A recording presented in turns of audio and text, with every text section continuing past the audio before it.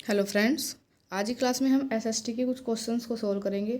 आज का जो मेन टॉपिक रहने वाला है वो है 1857वीं की क्रांति। तो जो भी आपको क्वेश्चन देखने को मिलेंगे वो सब क्वेश्चन 1857वीं की क्रांति से रिलेटेड क्वेश्चन है। तो अगर आप टीचिंग एग्जाम की तैयारी कर रहे हैं तो आज की क्लास आपके लिए इंपॉर्टेंट है। फिर चाहे आप यूपी टेट की तैयारी कर रहे हैं, C TET, Jharkhand TET, BPSC या इसके अलावा भी किसी और टीचिंग एग्जाम की तैयारी कर रहे हैं तो आज क्लास आपके लिए इंपॉर्टेंट है। क्लास में अंत तक बने रहना। और जो भी स्टूडेंट पेपर 1 और 2 की तैयारी कर रहे हैं तो दोनों ही स्टूडेंट के लिए क्लास इंपॉर्टेंट है। चलिए दोस्तों, शुरू कर लेते हैं आज की क्लास। इससे पहले अगर आपने हमारे चैनल को सब्सक्राइब नहीं किया है तो प्लीज़ हमारे चैनल को सब्सक्राइब करें। देखते हैं पहले क्लास का पहला क्वेश्चन क्या है। दोस्तों, क्लास का पहला क्वेश्चन है कि भारत के एकीकरण का पिता किसे माना जाता है। तो भारत के एकीकरण का पिता किसे माना जाता है? सरदार वल्लभ भाई पटेल को भारत के एकीकरण का पिता माना जाता है। नेक्स्ट क्वेश्चन पर चलते हैं। नेक्स्ट क्वेश्चन में पूछा है, भारतीय राष्ट्रवाद को ब्रिटिश राज्य का शिशु किसने कहा था।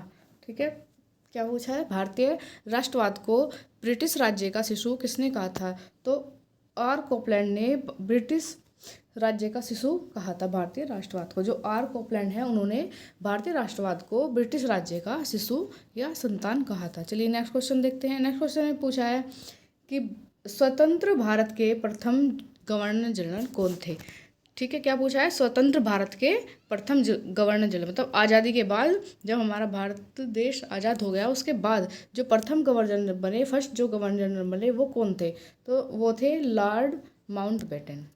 तो प्रथम गवर्नर जनरल कौन हो जाते हैं? Lord Mountbatten. चलिए नेक्स्ट क्वेश्चन पर चलते हैं। नेक्स्ट क्वेश्चन में पूछा है कि स्वतंत्र भारत का अंतिम गवर्नर जनरल, क्या पूछा है?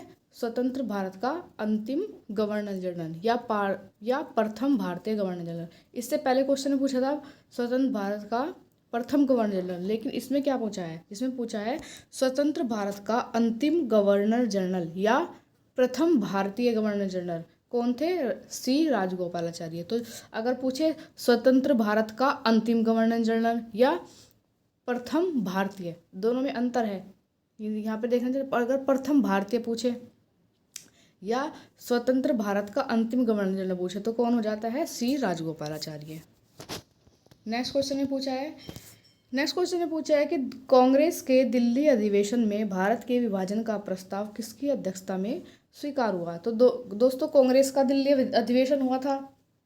तो दिल्ली अधिवेशन में क्या होता? भारत के विभाजन का प्रस्ताव स्वीकार किया गया था। तो हमसे पूछा है कि किसकी अध्यक्षता में स्वीकार किया गया था। तो आचार्य JB कृपलानी की अध्यक्षता में स्वीकार किया गया था। और कब किया गया था? 15 जून 1947 को।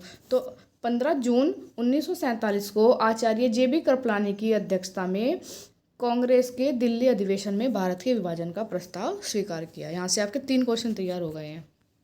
चलिए नेक्स्ट क्वेश्चन में चलते हैं। नेक्स्ट क्वेश्चन में पूछा है हमसे, किसको सीमांत गांधी के नाम से जाना जाता है। क्या पूछा है कि किसको सीमांत गांधी के नाम से जाना जाता है। दोस्तों, अब्दुल गफ्फार को सीमांत गांधी के नाम से जाना जाता है। इन्होंने खुदाई खिदमतगार चलाया था। तो अगर पूछा जाए कि सीमांत गांधी किसको कहा जाता है तो अब्दुल गफ्फार को सीमांत गांधी कहा जाता है।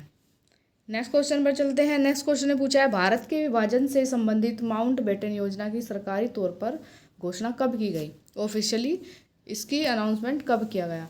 कि पूछा कि भारत के विभाजन से संबंधित कौन सी योजना है? माउंटबेटन योजना। इसकी सरकारी तौर पर घोषणा कब की गई थी? तो दोस्तों, इसकी सरकारी तौर पर घोषणा की गई थी 3 जून 1947 को। तो 3 जून 1947 को भारत के विभाजन से संबंधित माउंटबेटन योजना की सरकारी घोषणा हो गई थी। ऑफिशियली तौर पर इसकी घोषणा कर दी गई थी।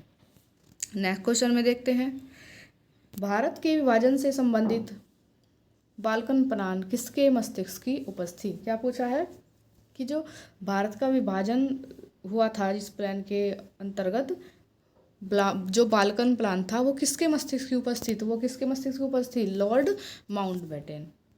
नेक्स्ट क्वेश्चन ने पूछा है, भारतीय स्वाधीनता का सरकारी इतिहासकार किसको माना जाता है। भारतीय स्वाधीनता का जो सरकारी इतिहासकार है वो किसको माना जाता है, तो माना जाता है सुरेंद्रनाथ सेन, जिसको शॉर्ट फॉर्म भी लिखा जाता है SN सेन। इन्होंने एक पुस्तक लिखी जिसका नाम क्या था 1857, मतलब इनकी पुस्तक का नाम ही क्या था 1857। तो सुरेंद्रनाथ सेन को भारतीय स्वाधीनता का सरकारी इतिहासकार माना जाता है। उन्होंने एक पुस्तक लिखी जिसका क्या नाम था 1857। नेक्स्ट क्वेश्चन में है दोस्तों, 1857 की क्रांति का प्रतीक चिन्ह क्या था। जो हमारी 1857 ईस्वी की क्रांति थी उसका प्रतीक चिन्ह क्या था, तो प्रतीक चिन्ह क्या था, कमल और रोटी। तो दोस्तों आज की क्लास में ये 10 क्वेश्चन थे हमारे। तो आप बताना कि आपको क्लास कैसी लगी। क्लास अच्छी लगे तो लाइक करें, शेयर करें, चैनल को सब्सक्राइब करना ना भूलें। मिलते हैं नेक्स्ट वीडियो में, तब तक के लिए धन्यवाद।